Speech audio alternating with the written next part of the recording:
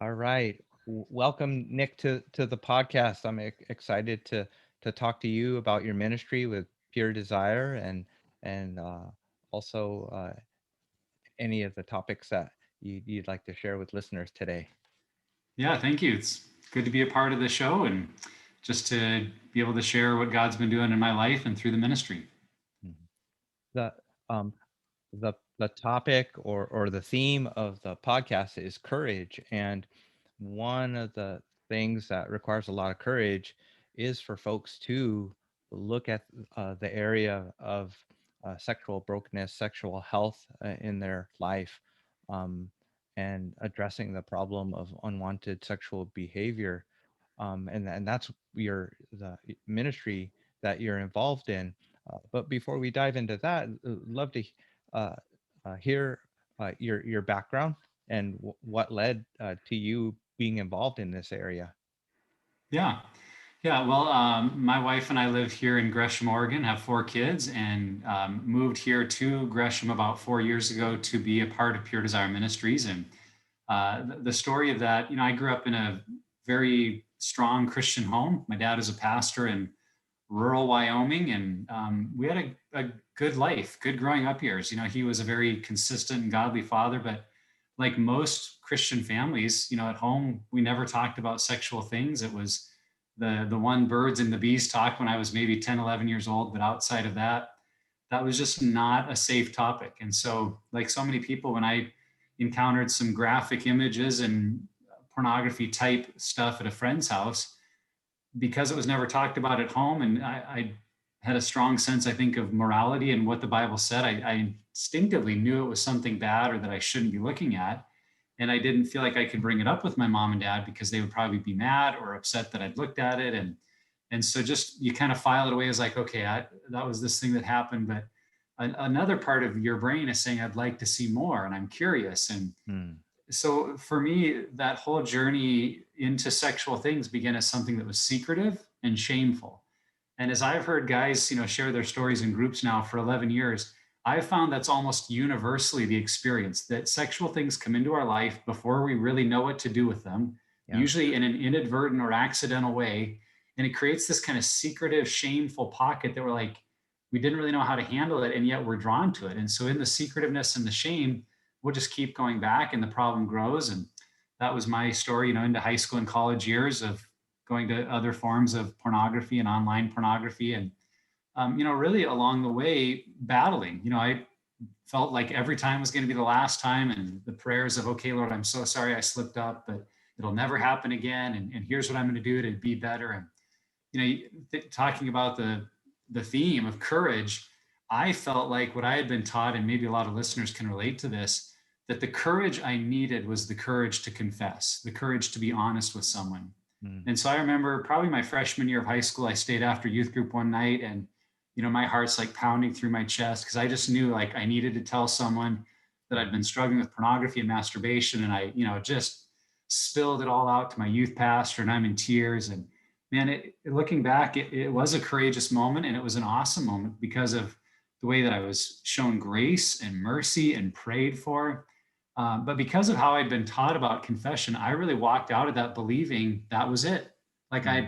I had done the thing that the Bible tells us to do: confess your sins one to another, and you will be healed. And man, they had prayed for my healing, and it felt good. It's like I'm going to be healed.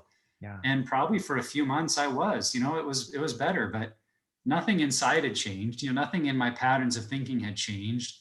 I didn't have any understanding of what guardrails were or how to, practice health around my use of the internet or alone time. And so, as is so predictable, I ended up back in pornography. And so started for me that binge purge cycle of falling back into it for a time, then feeling the guilt and shame, and eventually confessing to someone. And I jokingly say that I became a serial confessor because I just believed that that's the courage I needed to confess, and I'd be free. And if I could just confess it well enough and want it bad enough, that's what I was missing.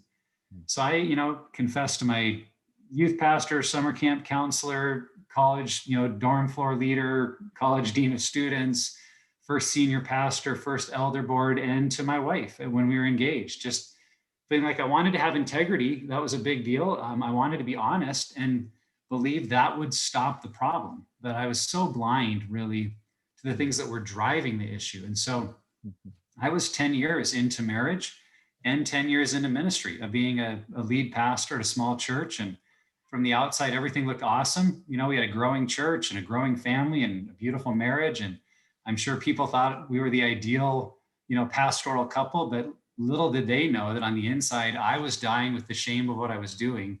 Mm. And my marriage was dying because I was, to a degree, being honest with my wife and saying, hey, I'm still struggling and I'm so sorry. And after 10 years of that, she was really ready to be done because of the pain that it was causing. And so it was at that time that we actually were introduced to Pure Desire Ministries. And my wife and I went and did a year of counseling with them. And we're in a year of being in groups, both for myself as the struggler and for her as the spouse who'd been betrayed. And that journey was so life changing because it was far more than just how to stop a behavior. It was really, for the first time, people who were experts that could help me understand why I was doing, Romans chapter 7, why I was doing what I didn't want to do, and Mm. how, my performance mode, my need to be liked, to be a people pleaser, how all of that was linked into my struggles with lust and pornography. Mm. Because at the end of the day, when we can't find our value or success in performing well, it's never enough. It will never be good enough to fix that part of our brain or our heart that needs it. And so pornography is that easy solution that for a few minutes makes it all seem okay. And our brain gets hooked into that. And honestly, no one had ever helped me see that pattern and really address it Mm. and learn to be honest in the right way, is what I say. I feel like I'd been honest all along, but I hadn't really learned to look at all of the things that would lead me into a crash.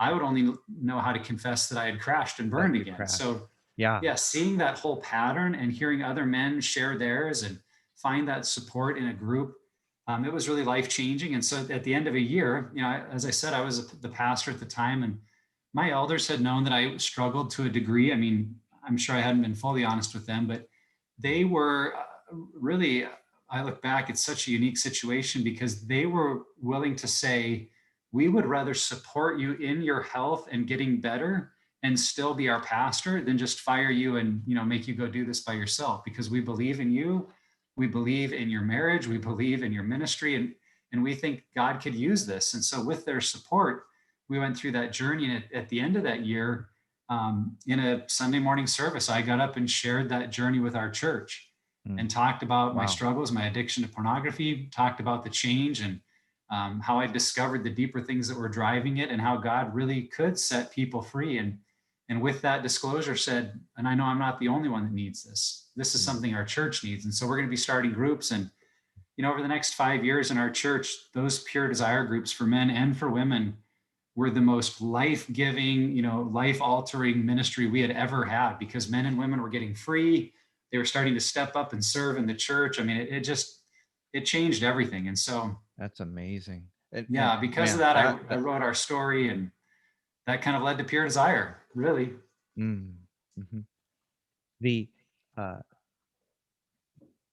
your heart was pounding when you first disclosed that to your youth pastor, but to stand up in front of your church and share um uh, lots of courage in Yeah. that too. Yeah, I Um, mean, but those two moments were so different. Here's why. The first was just about admitting my sin and not knowing what to do about it.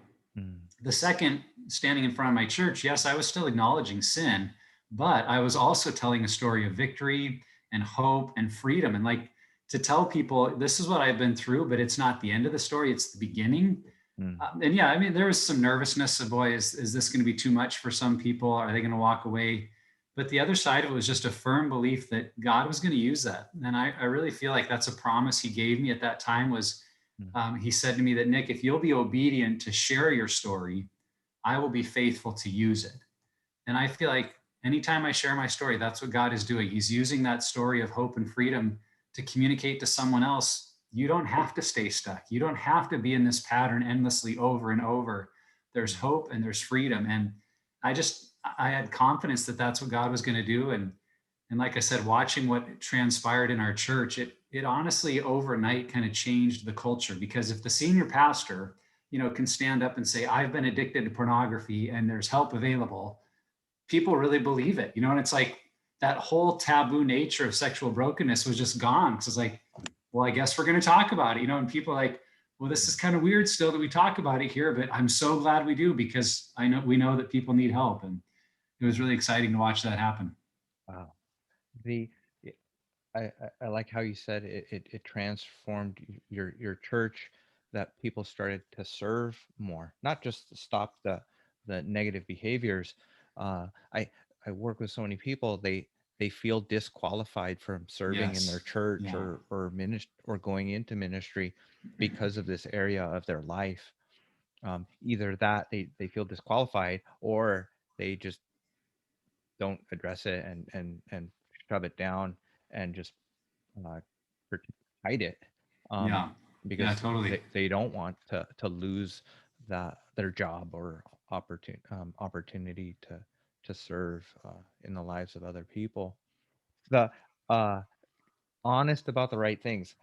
I want to underline that, because I I I tell folks, yes, confess your sins so that you might be healed, but confession is only the start. Like walking in Yes, repentance and in health and absolutely. recovery is is how you don't go back into that cycle, the addictive cycle. um the crash, confessing the crash and being honest when you hit the bottom. I tell my clients that acting out is kind of like going down the stairs in Home Alone, like Yeah. down into the basement. And Yes. when you are unaware of your pattern and your rituals and your triggers, you just are at the top of the stairs, and then you just slide all the way to the bottom and Yeah. wreck yourself. But working with a group, studying, learning more about the cycles, it helps you be aware of all the different steps that you take mentally and emotionally and Mhm. behavioral with your habits, but also you understand what's driving you down to the bottom. Yes. And that's it's not legalism, but and or self-help or saving yourself, but it is wisdom to be self-aware Yeah. Yeah. of these different things that make you Yeah. vulnerable to Well, it. and if I could put it this way, I believe it's really inviting God, inviting the power of the Holy Spirit into that journey with us much, much sooner. Mm, Right. I mean, I remember that I felt like what it meant to be a man of integrity was that if I was sitting alone at my computer late at night, feeling tempted to go to a porn site, I could just shut the computer down and walk away. That's what a man of integrity did. And what I learned through that group process is a man of integrity is wise enough to see I shouldn't ever be sitting alone late at night in front of my computer being triggered. Like, there were all these things about the environment that if I was wise and seeing ahead of time, I would never have even been in that situation. And when we mm, are, I mean, we're still responsible for our choices. mm. But when we're in a situation like that, it's like riding on a train that's already running 50 miles an hour down the track. And Yeah. we can try to pull the e-brake, but there is a whole system, including the physical neurochemistry of our brain, Mm, that has been revved up to a place that that's where it wants to go. The chemicals are made to go to that completion. And the more that they're triggered, yeah. the more difficult it will be for us to make the wise decisions. And so if we can see in our pattern, boy, if I'm alone and it's late at night, I'm in a vulnerable place. I shouldn't have any screen on. I should go for a walk or read a book or do something that is not going to put me in that tempting place. I should reach out and call a member of my group, because I know I'm a little bit vulnerable right now. And I'm Mm, calling not even because I'm on the edge of relapse, but because I know I need community. I need connection. I need to not be alone. And I think of that as mm. it's fighting the battle in the right places. If we wait to fight until we're on the verge of another crash and burn, and again, like I said, we're still responsible at that moment if we make the wrong choice. But Yeah. man, like you said, wisdom is to invite God and community in a lot earlier in the process so that we never end up in those places. Yeah. With that illustration of like the runaway train, um the Bible says that God provides a way of escape when we're tempted. Like, runaway train at 50 miles an hour, it's a lot easier when it's 25 miles an hour. A lot easier to jump off the train when it's like 5 miles an hour Yeah. or zero. Yeah. But maybe even better to just not get on that train in the Yeah. first place. or to direct. I think of the train as our life. So I always tell people, what if you could just direct the train down a different path altogether? Mm, One that leads you into healthy choices versus into unhealth or into yeah, sinful choices. yeah, yeah. The so uh, to shift gears a little bit, you described some uh, ways of coping and like connecting and reaching out to someone in group. Could you share a little bit, Nick, like what it's like to be a part of like the Pure Desire ministry if someone is needing help and connects with a Pure Desire, whether it's here Yeah. locally or nationwide online. I'm Yep. guessing you guys have online resources. Yeah. Yeah. We have about, a major focus of Pure Desire is a small group ministry. And our vision is that those groups are really run and owned by the local church because we believe the local church is where this battle needs to be won. And we try to equip and coach churches to run these groups on their own. And we have about 700 churches around the country that have some kind of Pure Desire group in them. But we also know a lot of people don't live within a close proximity of any church that might have a group. And so we've started online groups for men, for women, whether they're the struggler or the spouse. And the group structures may be a little different than people might expect because it really is built on the premise that what we're after here is lasting brain change and lifelong change, not just stopping a behavior. And so if all it was is about the behavior, people try to kind of the quick fix, a couple of good weeks of this or that, a few tips. The Pure Desire group is about teaching you to walk and live in a whole new rhythm. And so the groups will typically last 9 or 10 months. And it's to take you through a process, a workbook that step by step is helping you address what are those deeper factors that are driving my behavior. And so you'll go into, both kind of the physical side of your patterns, maybe of lying or covering up.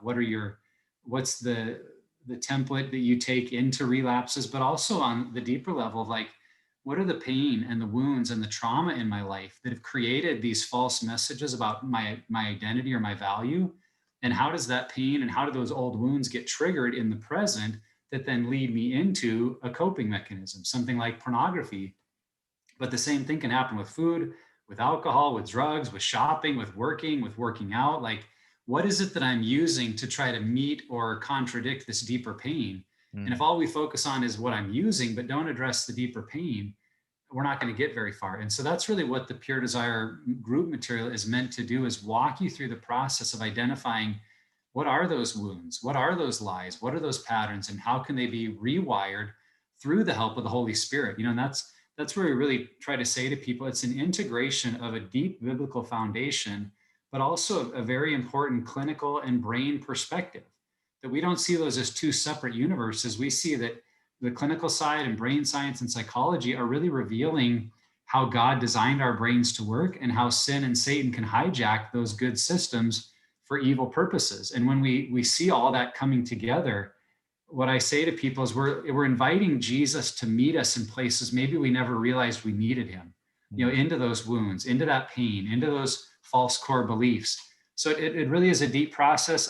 It also involves kind of that weekly check-in of not just did you relapse or not, but really the weekly check-in of what's been driving your decisions this week, what's happening on an emotional level, and helping people get into that.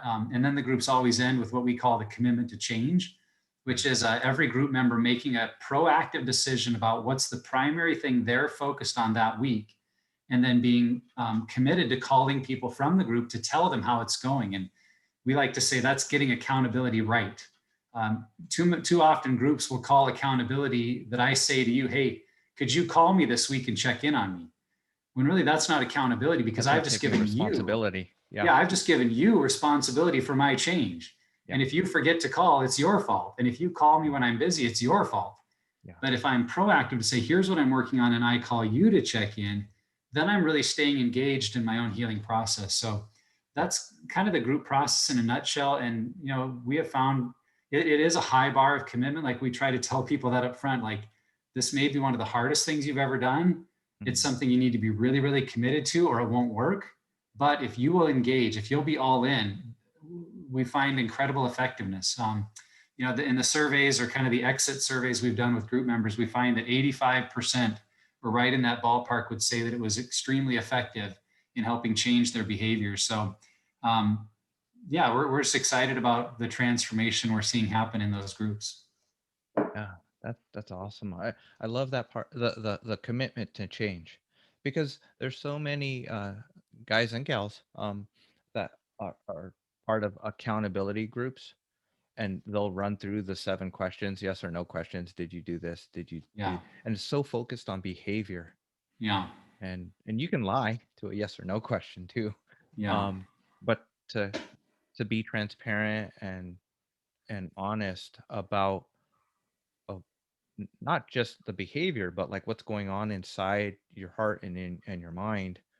Um, what really helps get to the root of of the behavior. The behavior is a symptom of what's all those things that are going yeah, on. yeah, absolutely. Yeah, that's great. The uh, with your desire ministry, I remember uh, the the book that I read years ago from Ted Roberts, that had this spider web of addiction, like the different Yeah, areas that feed into that make it so hard to yep, free up in this area. Um, the uh, I I was as a dad, you're you mentioned you've got your kids. Um, uh, how do you lead or teach them in this area with healthy sexuality? yeah. Yeah, that's such a great question because I think as parents, we're always interested in saying, how can I help my kids navigate this better than I did? Right. And I really think as we look back at our story, because we're now 11 years beyond, our recovery journey starting, the most important thing I see with our kids is the fact that we've dealt with our stuff, that I've faced my issues and found healing and freedom. And just as importantly, not only freedom from the behavior, but freedom from the shame. Because if we're free of the behaviors but still don't feel comfortable telling someone about what happened in us, what Mm, God has done, like we're not really free yet because we're still stuck in some isolation of shame and not wanting people to know. And that's been a beautiful thing of, telling my story a lot. It's like my kids know quite a bit about our past and how I hurt their mom and what we walked through. But mm, I will tell you, in my opinion, that is the single greatest tool we have in helping our kids with healthy sexuality is we can talk about it because we're in a good place as mom and dad. We're able to have these conversations and not be stuck in our own inner turmoil. And so that's always the starting place when I talk to parents. I say, if you want to help your kids, you've got to be healthy because there's no tip, there's no teaching, there's no book I can give you to help your kids if it's not happening in your life. mm. Because the number one thing I believe our kids need from us is authenticity. Yeah. And we're not going to be authentic if we're still battling our own issues. And so if you're a mom or a dad and you're wanting to help your kids, but you've got unresolved issues, and maybe it's stuff from your past that it's not currently happening, but you've never really addressed the pain or the wounds or the hurt, like you've got to face it because when you can be authentic and process with your kids, they see that and that authenticity will take them much further than any little book or training you give them. Mm, So I say that's first. The second thing I think of a lot with my kids is we're just looking for ways to normalize this as part of our parenting and as part of how we train our kids. So I think it's great if parents have a birds and a bees talk or do the pathway to purity kind of weekend getaway. I mean, those are great ideas, but I've heard over and over for the vast majority of people, like that's the only time their family talks about sex. mm, And yet in the world, it's everywhere and it's all the time. And so as families, we've got to just from a young age be helping our kids speak the language appropriately of sexuality. Like so right now my boys are 12 and 9, and I've got two teenage daughters that are 16 and 13. But when my boys were young, that meant things like, when we're drying off as they're getting out of the bathtub, that they know what their body parts are called. And when my son one day, kind of out of the blue, because that's usually how it happens with our young kids, when he asks, why does my penis get hard? Which can seem like a funny question, but it's a great question because he knew what to call it and he knew he could ask his dad about it. So in that moment, if I had been like, oh, we don't talk about that, or well, we'll talk about that when you're older, or, my response is really crucial because, he's there, he's naked, he's asking about his body. And my response to say, buddy, because God made you that way. God, made it. That's sometimes how we don't wet the bed at night when we wake up in the morning and we have to go. And when you're older, it's part of, being a married guy. And we'll talk about that when you're older too. And it happens to dad too. Mine does that too. So creating that, just like, this is a normal conversation. And I'll be honest, in that moment for me, it felt weird because, like, I didn't grow up hearing those words. I didn't grow up talking about my body. Like, that was the stuff we didn't talk about. Yeah. But I had kind of been readied enough to know that's a moment just to normalize. And, our kids, they take their cues from us. So if we feel awkward or ashamed to talk about something around the realm of sex, they'll pick up on that, even at 4, 5, 6 years old. But if we just talk about the world and how God made us and how God designed people, our kids kind of go, oh, okay.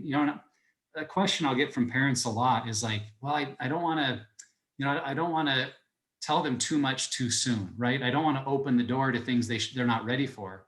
Mm-hmm. And what I try to tell parents is, like, someone is going to build the scaffolding of healthy sexuality or just of sexuality in their brain. And it can either be you or it can be the world. It can be a kid at school that shoves a cell phone in their face, that shows them something on an iPad. It's out there. And so if we wait, then we're always playing catch up. We're always being responsive or reactive.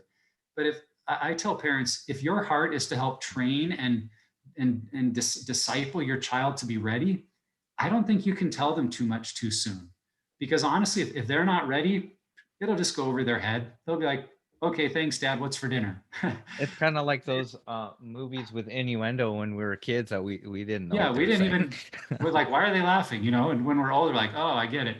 And our kids are that way. But if they hear from us, like the conversation again with my boys about, some people think it's okay to put up naked pictures of themselves online or on YouTube videos. And, if you ever stumbled across one or something came up, I want you to know you could tell me and let's talk about why it came up or how we could maybe find out if that was an unsafe site. Or so now, a parent might feel like, oh, I've told my kids there's naked people online. Now they might go look for them.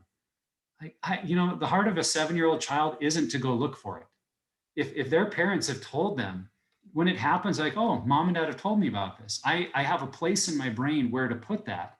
And it's not secretive and it's not shameful.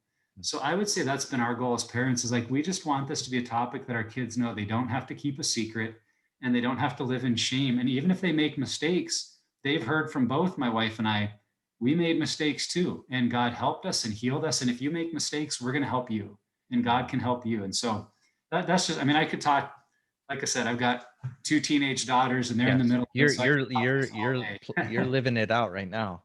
Yeah. Yeah. That's so good.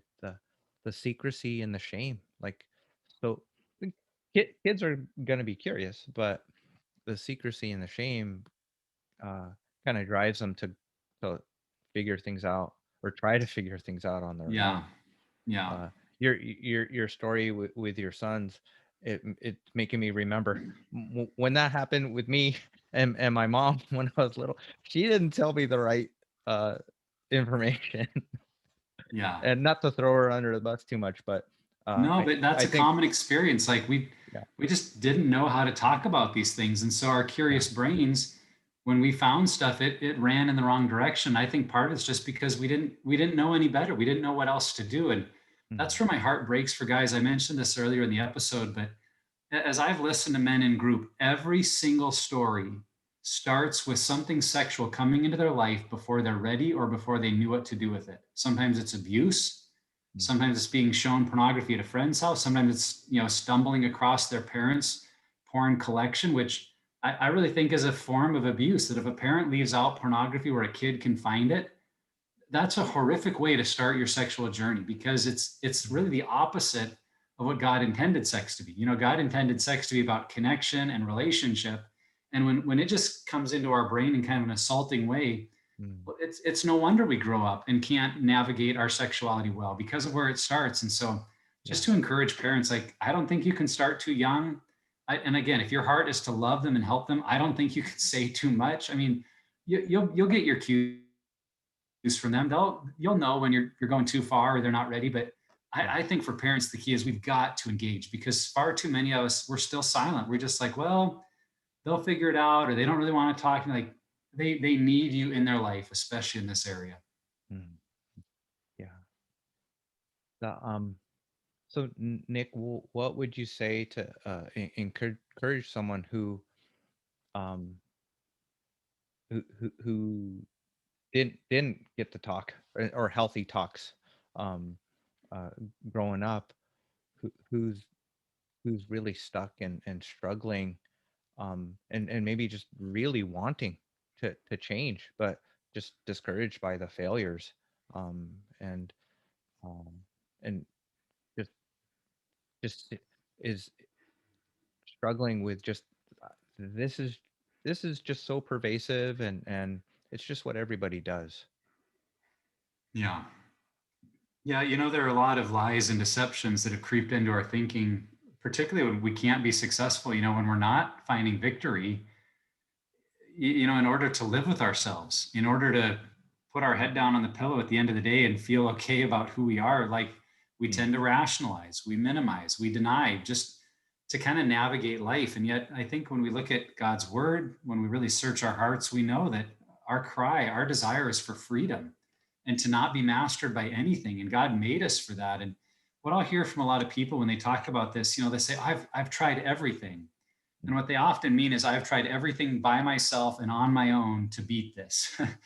Or maybe they have been, like we were talking about earlier, they've been in a quote unquote accountability group, but it really was a performance group, because it was just about, did you mess up this week or not? And there really wasn't a plan of moving you towards hope and freedom. And so that's why I say to people, if you feel stuck, you're at the opportune time to find a group, to engage in a group that has an intentional plan to move you from secrecy, shame, and isolation into hope and freedom and community, by walking through a process of facing your stuff, identifying your patterns. And I mean, obviously, I believe strongly in what Pure Desire is doing, but I'm thankful that other groups are doing it as well. I mean, one of the workbooks we recommend all the time is the Genesis Process by Michael Dye.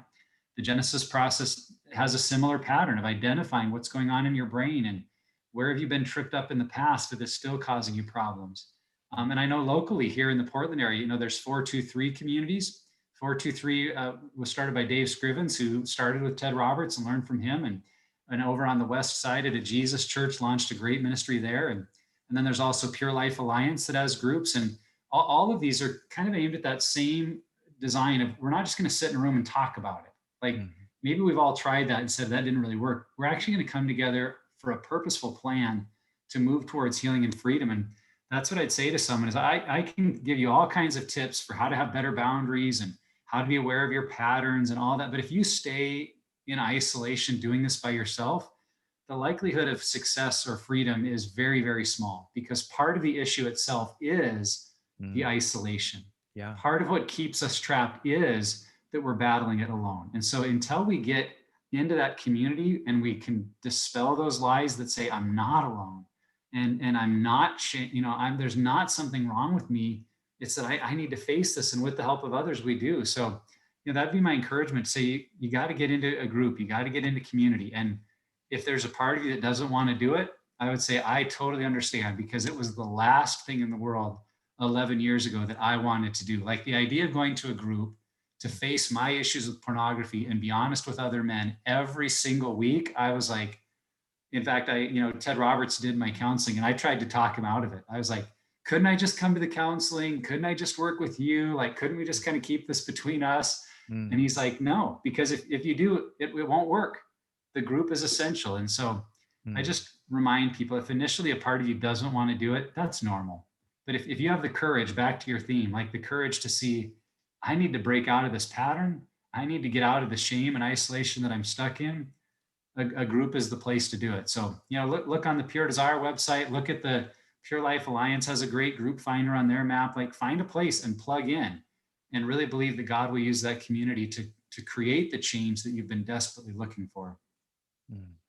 Yeah. Thank you, Nick. I'll put the links to the Pure Desire groups, and thank you for mentioning the other ministries that are available. Uh, I love that you did that, because that shows me that you're not just trying to build up like a ministry, like or a business, but you're trying to help people find Yeah. freedom in this area. Yeah. Well, I Yeah. mean, obviously my heart is for Pure Desire because it's my story and it's where I work. But I tell you, the need that is out there, I tell people all the time, like we need 1,000 more ministries doing this Mm, because the amount of people that have no group around them, that don't even know there's help available is so large that there aren't nearly enough of us working at it. And so I try to encourage a church or an individual, like if they're doing something about it, if they have a group, I don't really care what title the group is under, they're doing something. mm. Covenant Eyes did a study a couple of years ago, and they found that only 7% of churches had any kind of plan to help people in their church that were struggling with pornography. So, Wow. 93% of churches have no plan. They know it's a problem. They know people are Huge struggling, but for problem. whatever reason, they have no plan. And I'm like, that's what we need to change. And Pure Desire can't possibly, I mean, we can just barely make a little scratch in that. We need so many other groups doing the same thing. So, yeah, that's really where my heart is at. Mm. So, uh, boy, as that's a huge problem, but I'm so thankful for your ministry. I do individual counseling and marriage counseling, and refer folks to Pure Desire and 423 communities. Um, so for you, Nick, um, uh, oh, what's next for you? Anything on the horizon this year, uh, for your ministry or personally?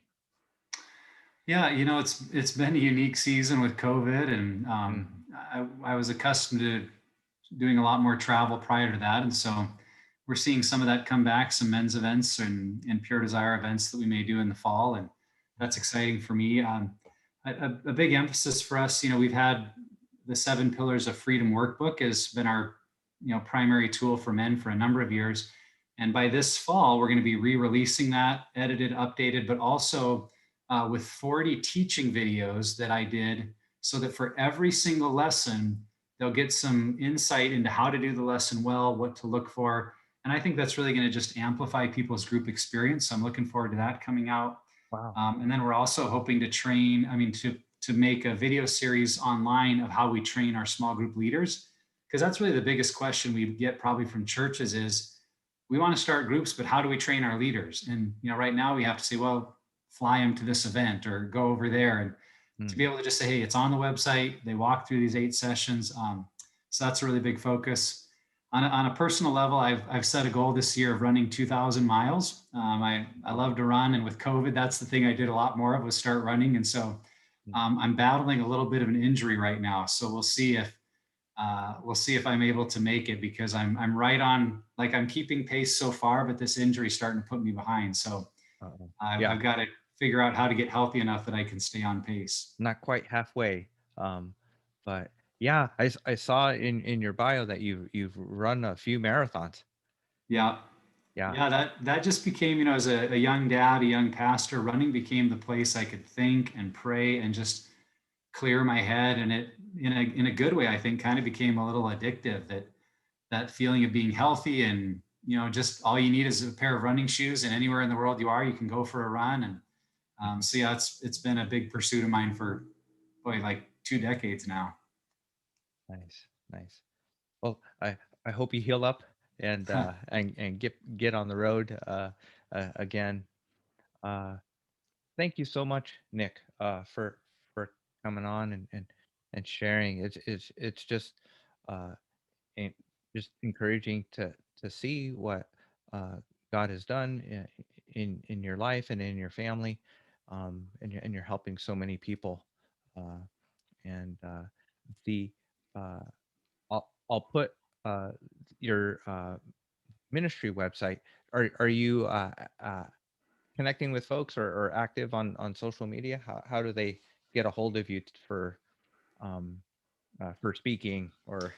Yeah, yeah. My email is on the Pure Desire website, so you can contact me that way. And I'm on social media, mostly on Facebook. I did Twitter some, but I found it wasn't a positive environment for me. And people can message me on Facebook. That's how a lot of people have found. Oh, I heard your interview on Focus on the Family, and could we talk? Or how do I learn more about Pure Desire? So that's a good way. And yeah, they can also pop over at puredesire.org. They could find events that we're doing or our podcast over there. So we try to have a lot of free tools on our website. I'll mention that as well, that groups can use or individuals can use, whether it's a podcast or a blog or a lot of tools that are really meant for groups where they can use the faster scale, the escape plan, the commitment to change, the recovery plan, that just to see those tools and use them. That's a great resource. So that's not necessarily connecting with me, but a great way to get started with Pure Desire.